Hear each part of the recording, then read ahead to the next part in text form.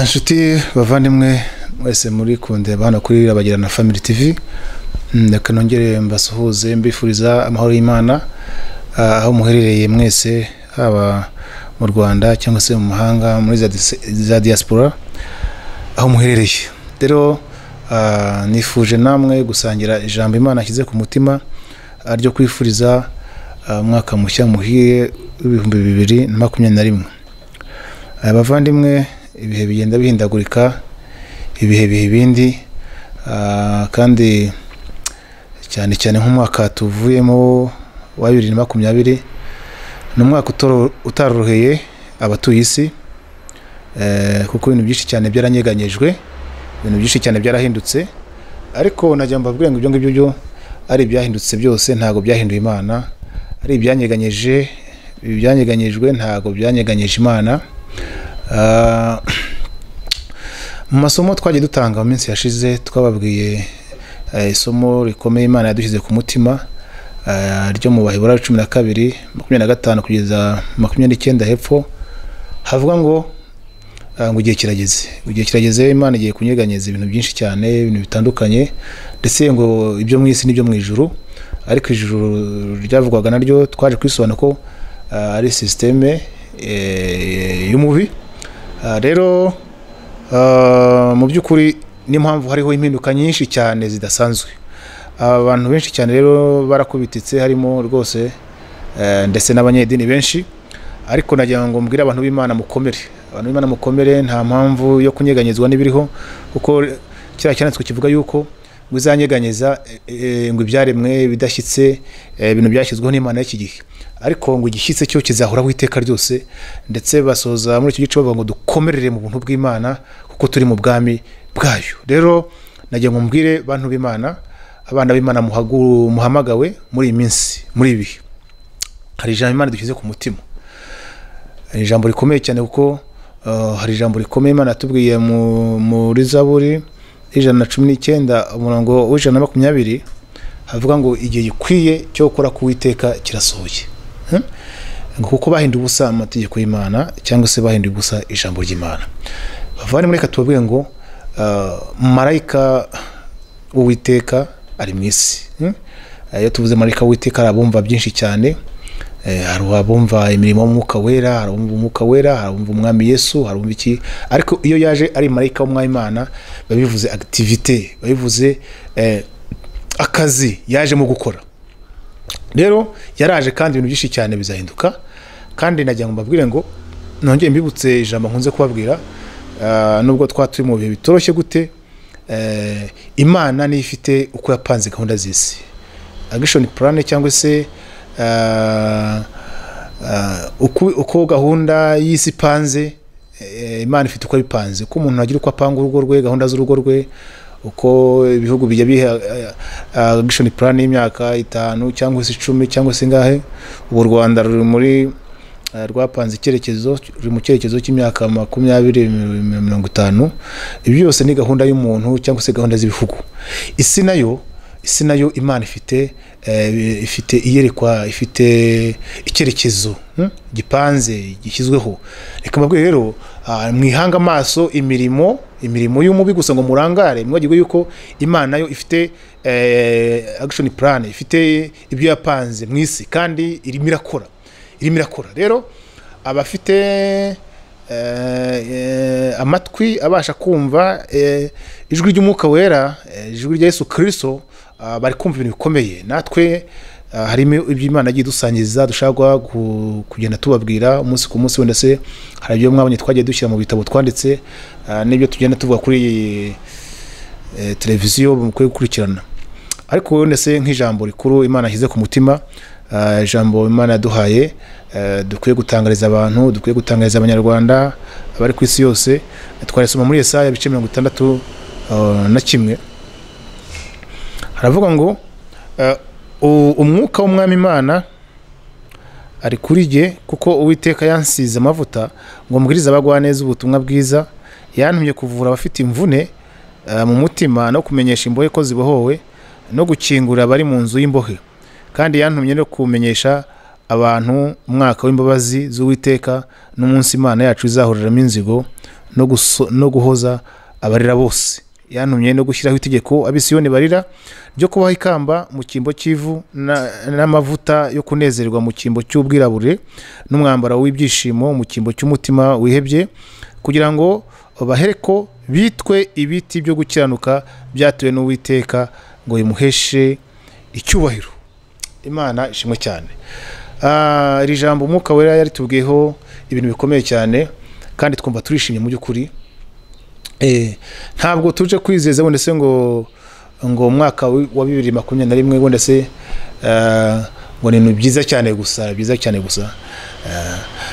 kuko twakitangiye kumva ari n'abatangiye guhanura wenda se ngo ibintu bibi, ngo azaba impfu nyinshi, azaba iki n'iki, ibyo ngibyo twagiye tubyumva. Ariko bavandimwe, ibyo ntabwo ari byo binyoboye, kuko dufite kundi twumva. Simvuze ko ngo hari bibi gusa, ngo hari byiza gusa, oya. Hari message ikomeye Umwuka Wera duhaye ivuga ngo umwuka w'Uwiteka, umwuka w'Umwami w'Uwiteka ari kuri ye, kuko yansize amavuta. Katubwira abantu Imana ihamagaye, abantu Imana igiye gukoresha muri ibi bihe. Hari ukusigwa kudasanzwe, hari ugusigwa kudasanzwe. Ubundi abana b'Imana iyo dusomye inzandiko za Yohana, ngira ngo ibice 2 gutyo, hari imirongo ivuga ngo twebwe twamaze gusigwa. Ubundi uri umwana w'Imana, hari anointing, usizwe iki mbere na mbere? Usigiwe iki? Cyambe no usigiwe kumva ijwi rya Data. Ijwi Yesu yavuze ngo intama zanjye zumva ijwi. Usigiwe kumva Imana, usigiwe kurobanura amajwi, usigiwe kurobanura ibintu byinshi cyane. Hari abantu benshi cyane, hari inyigisho nyinshi zitangwa, hari ibintu byinshi cyane biri mu isi, ariko wowe hari ijwi rirobanura, rikubwira ngo dore icyiza, dore ikibi. Yesu yavuze ngo nujya guca iburyo cyangwa imoso, ngo uzumva ijwi rikubwira ngo iyi ni inzira uba ari unyura. Twe twasigiwe kurobanura ijwi ry'Umwami wacu Yesu Kristo ndetse n'ijwi rya Satani. Arimo tubasha kubwira ngo hariho Imana y'iki gihe, Imana y'isi. Tukavuga ngo iyi ngiyi nubwo ivuze ntabwo ari yo. Twebwe Imana y'ukuri ivuze turayumva, n'uyu Mwami Yesu avuze turamwumva. Rero uko no gusigwa kwa mbere twamaze guhabwa. Ariko hari ukundi gusigwa, ngira ngo gusigwa kurimo za dimension dushobora kubwira abantu. Hari dimension zitandukanye, burya hari gusigwa nyine kwa mbere, hari no gusigwa kwa kabiri, hari no kwa gatatu, gutyo gusigwa kugiye gutandukanye. Rero ngira ngo kambe nk'urugira abantu barabizi nka Petero bari intumwa, basizwe n'Umwami Yesu, barahamagawe. Iminsi myinshi cyane bajyaga baca ku kirere, hari ku irembo ryitwa ryiza bagiye mu rusengero. Hari ikirema bajyaga bacaho kenshi cyane, bafite amafaranga bakagihereza, kuko cyarasabirizaga. Ariko hari umunsi bahanyuze mu buryo budasanzwe, bafite andi mavuta, bafite indi mirebere. Hari indi dimension bari bagezemo yo gusigwa, hari indi mitekerereze, hari izindi mbaraga bari bahawe. Umunsi umwe ngo bakinyuzeho, hari saa 9, ngira ngo ni inkuru nayo iri mu byakozwe n'intumwa. Baravuga ngo ifeza n'izahabu ngo nge ntazo mfite. Ni Petero wivuze gutyo. Benshi cyane bagira ngo ese na Yohana yararimo, ariko ibyo sibyo nshaka kuvuga cyane. Yari kumwe na Yohana, ariko Yohana ntiyavuze ngo nta feza nari mfite, kuko arahita bahakora principe ngo abana nta mafaranga bafite. Ariko ibyo ngibyo ntago ari byo. So rero yaravuze ngo ifeza n'izahabu ntazo mfite, babisome neza. Ako ngo icyo mfite umunsi ndakiguha mu izina rya Yesu Kristo, haguruka. Ngo yaragifashe, gifata amaboko, kigifite gushidikanya, ngo arakibadadura, kigiye gutekera, haguruka, ngo kinjira nabo mu rusengero, kitera hejuru. Hari abantu basengera abantu bakavuga ngo impamvu ngo namusengeye ntimukunde, ngo niko atizeye. Bavandimwe rero, kuki Petero yahagurutse kiriya kirema kandi ubusanzwe yakinyuragaho bakakihorera? Nuko gusigwa kudasanzwe ko ari kwamujeho. Reka mbwira abantu ngo tugeze mu gihe gikomeye cy'imirimo y'Uwiteka, nkuko Eliya yabayeho, yahamagawe n'Imana, sibyo? Imana imukoresha mu bintu bitandukanye, ariko hari umunsi, hari umugoroba umwe yigeze gukora ibitangaza bikomeye cyane. Hagarika imvura, imara imyaka 3 n'igice itagwa rimwe. Hari umwuka, ubundi hari imyuka 7 ni umwuka umwe uri mu migabane 7 iba kuri Kristo Yesu. Reka misome gakeya mwumva uko gusigwa ndi gushaka kuvuga ari iyo dusomye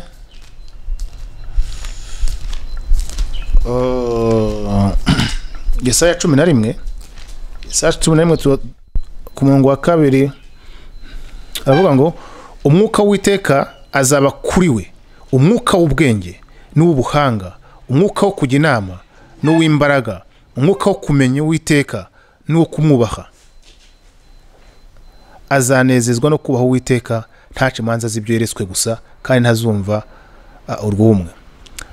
Uyu wari kuvuga ni Yesu Kristo, ngo mu gitsina cya Yesaya hazakomokamo agashami, mu mizi ye hazumburura ishami ryera imbuto. Umwuka w'Uwiteka azaba kuri we, uwo ni umwuka wa mbere. Umwuka w'ubwenge ni uwa 2, uw'ubuhanga ni uwa 3, umwuka wo kujya inama ni uwa 4, uw'imbaraga ni uwa 5, umwuka wo kumenya Uwiteka ni uwa 6, n'uwo kumwubaha ni uwa 7. Iyi migabane 7 umwuka wera ni imigabane ari kuri Kristo Yesu.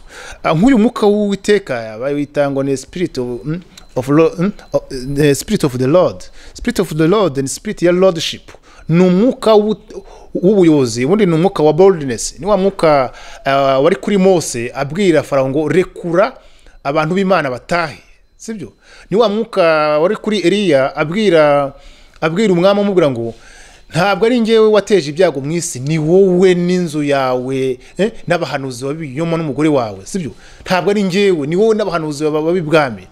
Iyi spirit rero ya lordship, umwuka w'Uwiteka wari umuriho, wamufashije kuri iki gucungura Egiputa muri kiriya gihe, ubwoko bw'Imana buhoka Imana zari zarakandamije abantu. Uyu mwuka ni wari kuri Mose abwira Farawo unarekura abantu b'Imana batahe.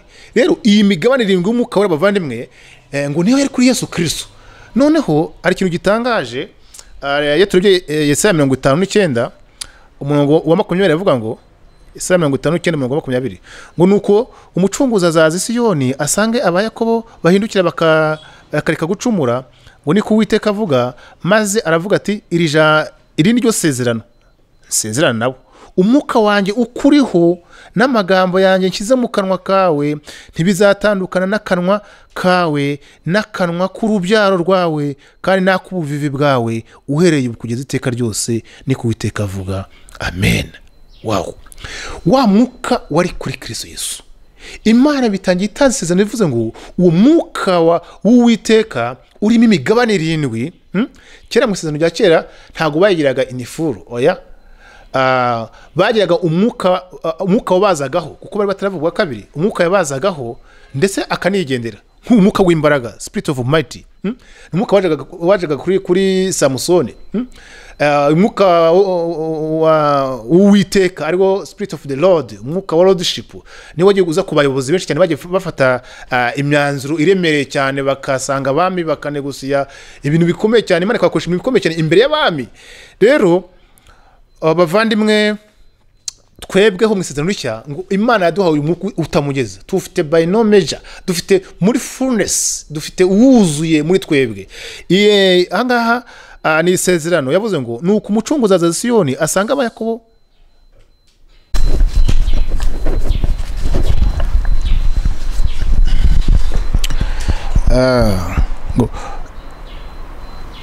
nuko umucunguzi azaza Siyoni asange abayakobo bahindukira bakareka gucumura, niko Uwiteka avuga.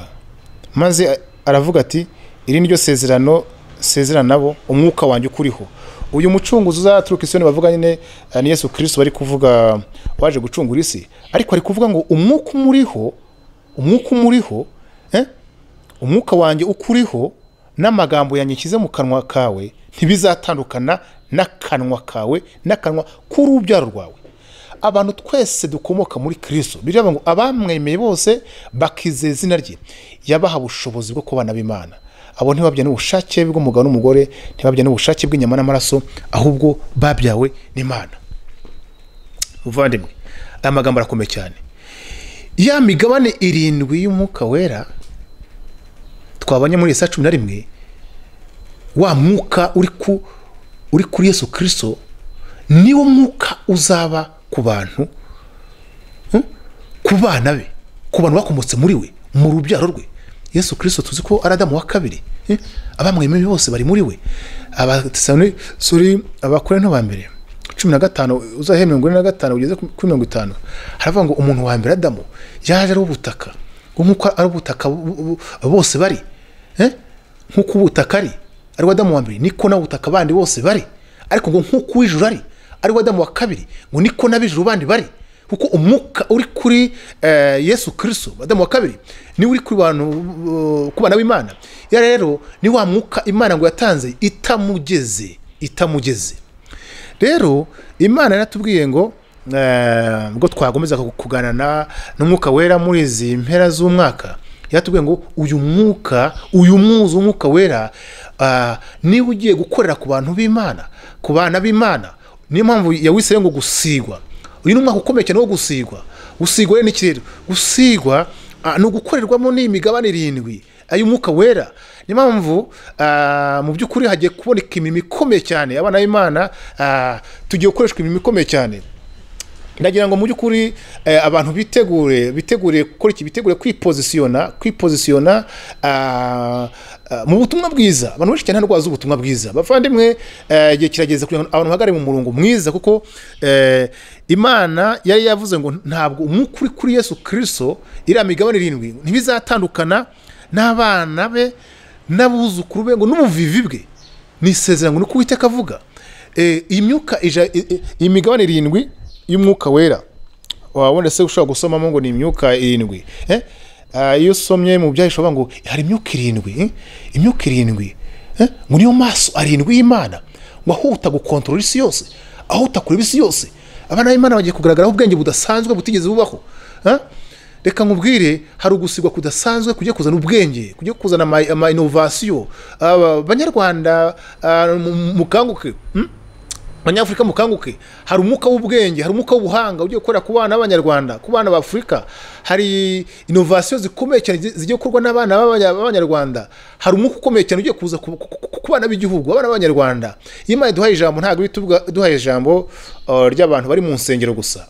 Turabwira Abanyarwanda n'abayobozi b'igihugu, mugiye kubona uburyo bwo kuvumbura ibintu bikomeye cyane. Hari ibintu, hari ubutunzi umaze imyaka buhishe, bugiye guhishuka. Hari ubutunzi buri muri susoro, hari amapetroli, hari amabuye y'agaciro akomeye agiye guhishuka. Hari imbaraga zidasanzwe, hari ibintu bimaze igihe byari bihishe bigiye guhishuka. Bigiye gukorwa n'iki? Nizi imbaraga, ni ukugusigwa gukomeye cyane. Hari umwuka w'ubwenge rero, hari umwuka w'ubuhanga, hari umwuka w'imbaraga. Iyi spirit of mighty, hari bitangaza bikomeye cyane bigiye gukorwa n'itorero n'abana b'Imana. Bavandimwe, ikintu twabwira abantu, mwitegure gutega amatwi, mwige. Yesaya 61 yavuze ngo umwuka w'Uwiteka Imana ari kuri nge, kuko Uwiteka yansize amavuta. Ngira ngo iri jambo Yesu yaje kurisubiramo muri Luka ibice 4, Luka ibice 4,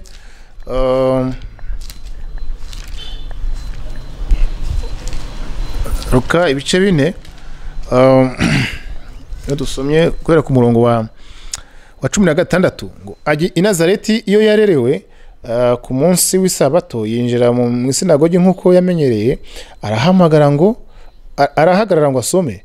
Bamuha igitabo cy'umuhanuzi Yesaya, arakibumbura, abona igice cyanditswemo ngo umwuka w'Uwiteka ari muri nge, nicyo gitumye ansigira kugira ngo mbwirize abakene ubutumwa bwiza.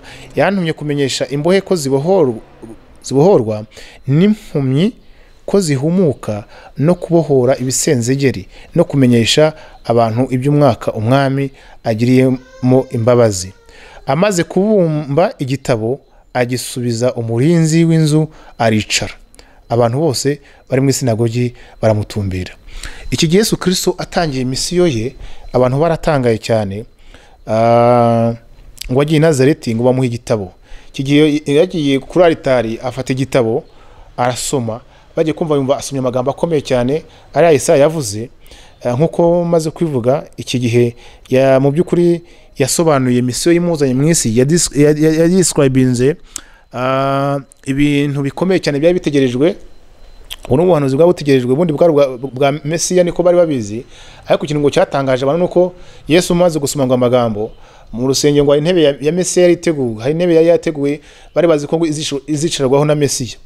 Yesu Kristo ngo amaze kuvuga amagambo ngo batangajwe nuko bagiye kubonabona ahise yicara kuri ya ntebe ya Mesiya.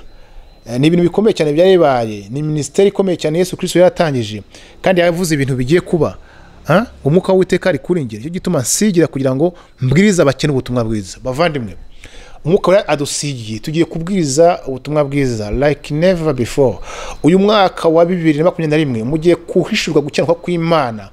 Akajagari ubuyobe bumaze igihe ngira ngo uyu mwaka bugiye gukubitika ko umwuka we arabidusigiye. Kandi Imana yatubwiye ngo ni ubutumwa buherekejwe n'imirimo y'Imana n'imbaga n'ibitangaza n'ibimenyetso. Bavandimwe, mu rugiye kwaka kandi byose biciye mu butumwa bwiza. Abantu benshi cyane ngo yantumye no kumenyesha imbohe ko zibohowe. Hari imbohe za Satani zari zaraboshywe n'ibintu bitandukanye, ubupfumu, bukonikoni, inyigisho z'ubuyobe mu madini, inyigisho z'ubupfumu mu mico n'ibiki. Hari umwuka udusize kugira ngo abantu babohoke bave mu magereza bamazemo imyaka n'imyaka. Abantu bamaze imyaka bari kuzimu baboshye mu buryo butandukanye, ariko umwuka aradusize. Kandi ibindi kuvuga ndi kubivuga nk'uko umwuka yabimpaye, ariko nzi ko sigiye nyine, hari n'abandi benshi cyane umwuka agiye gukoraho. Iyi dimension ya nyuma nakwita nk'iya gatatu yo gusigwa, iyo wasobanuye amadimension y'umwuka wera yo gusigwa, iyi dimension ya gatatu yo anointing tugiye gutangira ku experiencinga muri 2021. Abantu bagiye kubona imirimo y'Imana ikomeye cyane, bagiye kubona impinduka zikomeye cyane. N'impumyi no kuzihumura no kubohora ibisenzegeri no kumenyesha abantu iby'umwaka umwami agiremo imbabazi. Tugiye gutangaza ibintu bikomeye cyane ko mbere yuko Yesu Kristo agaruka ku isi, hari abantu bagiye kubona ibintu bikomeye, bagiye kwakira ubutumwa bukomeye, ubutumwa bw'ubwami bw'Imana bugiye kubwirizwa. Abantu babohoke, abantu bagiye kumenya ubutumwa bwiza n'iki bukora iki, abantu bagiye guhinduka ibiremwa bishya. Ubundi intego ubutumwa bwiza nuko abantu bavuka bakabana b'Imana bakabiremwa bishya, byambaye gukenuka kw'Imana, byambaye ari nayo kanzu Yesu Kristo, niyo kanzu ubukwe, byambaye kwera kw'Imana, bifite ubuzima na kamere by'Imana. Kuko nibyo bivuga ngo nk'uko ubutaka ari niko n'ubutaka bandi bari. Abo bose ni abantu bose bo muri Adamu wa mbere. Nk'uko ijuru ari niko n'abijuru bandi bari. Bavandimwe, nubwo twambaye imibiri ariko mu imbere dufite ubumana, ko dufite kamere y'Imana.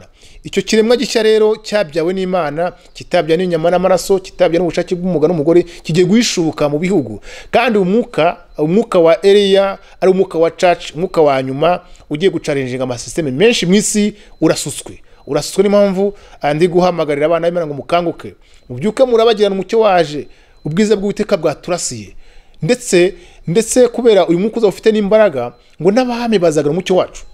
Hari abami b'ibihugu, hari abatware babaye confused na gahunda z'isi uko zimeze, nabo bibaza se what's next, bizagenda bite, nabo bari gutungurwa. Ariko ngo nibabona abana b'Imana bihishuye, nibabona abana b'Imana bagaragaye, nabo baraje bagara umucyo wabo. Kandi uyu mwuka umanutse, ukugusigwa kuje kugiye no gukora kuri abo bami b'ibihugu n'abatware, nabo bagiye gukorwaho bakanguke, ijwi bagiye kumva, amaheshurwa nabo bagiye kugira, bigiye guhura n'iby'itorero. noneho wa mugambi w'Imana usore, bwa bwami bw'Imana bwime bikoreke. Bavandimwe, mbere ko Yesu Kristo agaruka hari ikintu gikomeye kigiye kuba mu isi, nacyo kiri muri action plan y'Imana. Rero uyu mwaka wa 2021 nukuri Yesaya 31 sibyo yawuvuze ibintu bikomeye cyane. Abana b'Imana rero bahamagawe, abakozi b'Imana, mwese mwitegure kuko Imana ishaka kubohora abantu bayo. Kandi yantumye kumenyesha abantu umwaka w'imbabazi z'Uwiteka n'umunsi Imana yacu izahuramo inzigo no guhoza barira bose. Yantumye no gushyira itegeko ab'Isiyoni iyo ni barira ryo kuba ikamba mu kimbo cy'ivu. Kababwire tugiye kwinjira mu gihe gikeye, mu gihe cy'umucyo mwinshi. Gusa tuvuga umucyo mwinshi, hari abantu bahita bumva ibintu byiza gusa. Iyo umucyo uje, umwijima ugiye guturahunga, kandi umwijima uhunze hari bisenyuka byari byubakiye muri uwo mwijima. Hari benshi bashobora kuzababara, ariko n'ukubabara mu mubiri kubabara mu mubiri, kuko ibintu bya bisenyutse nubwo byaba ari bibi ntacyo bitwaye. Imana iri kubaka ubwami bwawe.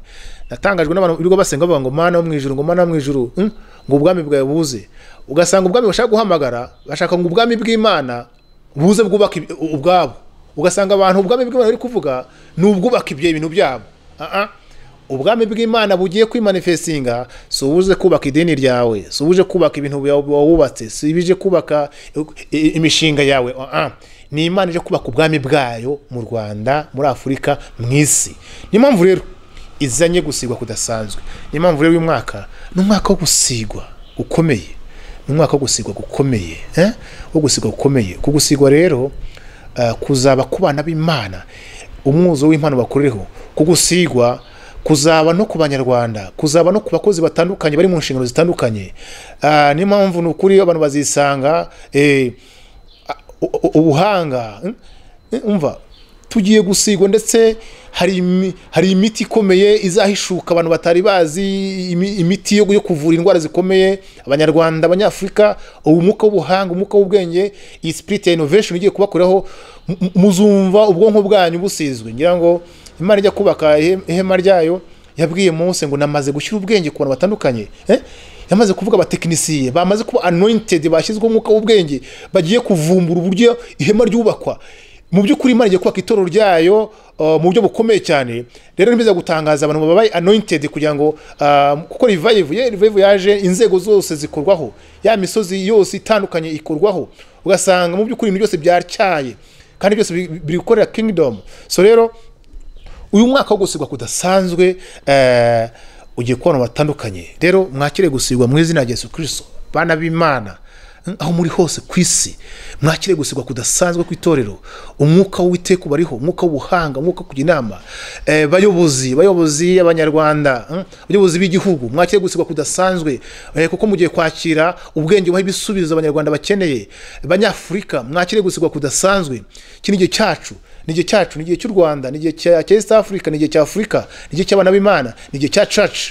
Ariko rwose uku gusigwa kuje no kunyeganyeza no gukura ibigirwamana bimaze imyaka n'imyaka. Buri ibigirwamana bizana ingorane abantu batabizi, nibyo bizana ibirwara bitandukanye, nibyo bizana ibibazo. Ugasanga hari ibibazo, hari ingamba zifatwa n'inzego z'itorero n'inzego za leta, gusa ntibikemuka, bakibaza impamvu. Nibigirwamana burya bibisengwa, ibyo bigirwamana nabyo rero bigiye gusenyuka, bigiye kubitwa hasi.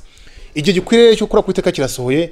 Umwaka wo gusigwa kudasanzwe, aho uri muri ofisi yawe wakiriye anointing, abatekinisiye mwakiriye anointing, pastors mwakiriye anointing, abigisha mwakiriye anointing, abigisha mwakiriye anointing, mu nzego zitandukanye mwakiriye kugusigwa. Kuko iyi migabane 7 y'umwuka wera igiye gukorera ku bana b'Imana, cyane cyane ku Banyarwanda, nk'ahantu ubyutse bugiye gutangirira ku Banyafurika no ku isi yose. Reka rero mbifurize umwaka mwiza, duhurire rero mu mikomi y'umwuka wera agiye gukorana n'abantu yituranije muri iki gihe. Murakoze rero, turabakunda.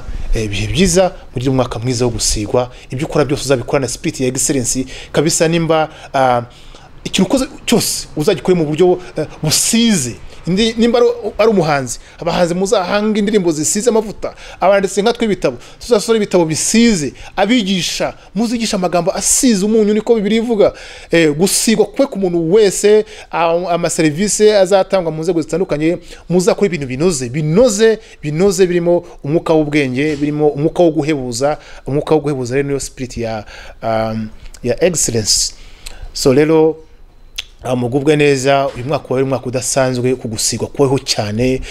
Nubwo haza hari ijambo rivuga ngo muri reka ndisome naryo ndisorezeho muri Yobu 11